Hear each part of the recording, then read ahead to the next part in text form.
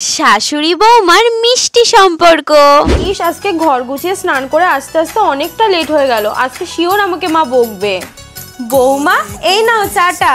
মা, আপনি কেন চা নিয়ে আসতে গেলেন? আমি এক্ষুনি যাচ্ছিলাম। তাতে কি হয়েছে, এই নাও ধরো।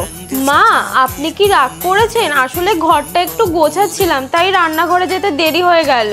এটাতে রাগ করার কি আছে? দুজনে মিলে হাতে হাতে কাজ করলে তো কাজটা তাড়াতাড়ি হয়। তুমি ঘর গুছিয়েছো, আমি রান্নাঘর সামলেছি, এটা আবার রাগ করবো কেন? বৌমা, তুমি আবার এই গরমে ভারী ভারী শাড়ি পরেছো যে? তোমায় তো আমি বলেছি তোমার যেটা পরে সুবিধা হয় সেটাই পরতে।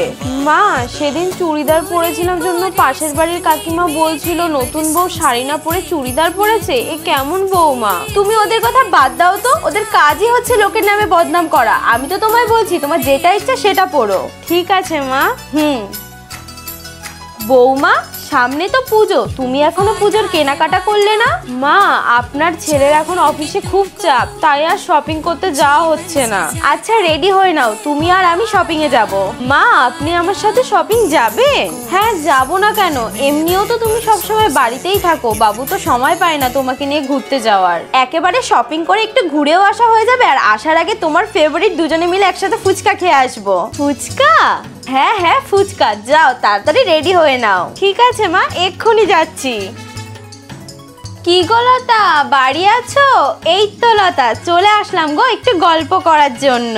ও, ভালো করেছো গো, আসো। তা কি গো লতা, তোমার বৌমা কোথায়? বৌমা আমার রান্নাঘরে রান্না করছে। সেদিন দেখলাম তুমি আর তোমার বৌমা কোথায় যেন যাচ্ছিলে। হ্যাঁ, একটু পুজোর কেনাকাটা করতে গেছিলাম। তোমার বৌমা দেখলাম কি সব চুড়িদার পরে গেছে। তোমার বৌমাকে কি তুমি কিছুই বলো না? হ্যাঁ বলি তো, বৌমাকে এবার পুজোয় শাড়ির সাথে আরো দুটো চুড়িদার কিনে দিয়েছি। আর কিছু বলবা? মা আসুন, রান্না হয়ে গেছে, আপনাকে খেতে দিয়ে দিই। না না বৌমা, আমি এখন খাবো না, আমি তোমার সাথে একসাথে খাবো। কি গো লতা, অনেকদিন তো হয়েছে ছেলের বিয়ে দিয়েছো, এবার বৌমাকে বলো একটু নাতি নাতনির মুখ দেখাতে। সে সময় হলে ঠিক হবে গো মালতী, তোমায় অত ভাবতে হবে না। তোমাদের ভালোর জন্যই বললাম, দেখো এবার তোমরা কি করবা। আমার বৌমা এখন নিজেই খুব ছোট, সে সময় হোক তখন নিজের ভালোটা ঠিক নিজেই বুঝে নেবে। আমি আসি গো মালতী, আবার পরে আসবো। কি গো, এইটুখানিতেই তোমার গল্প শেষ হয়ে গেছে? কি গল্প করবা বলছিলে? না না গো, এখন আসি, আমার বৌমা মনে হয় আমাকে খোঁজাখুঁজি করছে, আমি পরে সময় করে আসবো। হ্যাঁ সত্যি মা, আপনি খুব ভালো। কেউ যদি আমার নামে একটাও খারাপ কথা বলে আপনি তার মুখের উপর যোগ্য জবাব দেন। সে তো দিতেই হবে মা, আমার বৌমার নামে কেউ কিছু বলবে আর আমি সেটা চুপচাপ শুনবো, সেটা তো হবে না। সত্যি মা, আপনি অনেক ভালো। কি গো বৌমা, প্রত্যেকদিন তো সকাল থেকে মা এটা মা ওটা করে বাড়ি মাতিয়ে রাখো, আজ দেখছি চুপচাপ। কি হয়েছে, শরীর খারাপ? না না মা, সেরকম কিছু না। বলো আমায়, মায়ের কাছে লুকোনোর কি আছে? মা, ওয়েদার চেঞ্জের জন্য মনে হয় একটু জ্বর এসেছে। তোমার জ্বর এসেছে, তুমি এটা আমাকে আগে বলবা না? না না মা, সেরকম কিছু না, এমনি ঠিক হয়ে যাবে। তোমাকে এত বুঝতে হবে না, চুপচাপ জামা কাপড়গুলো রাখো, ওগুলো আমি পরে গুছিয়ে নেব। আর এখানে চুপ করে বসো, আমি খাবার আর ওষুধ নিয়ে আসছি।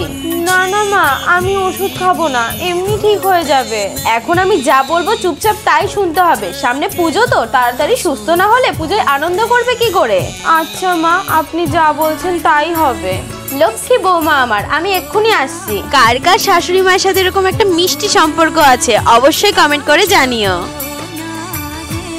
আরে সাবস্ক্রাইব করে দাও নেক্সট ভিডিও দেখার জন্য।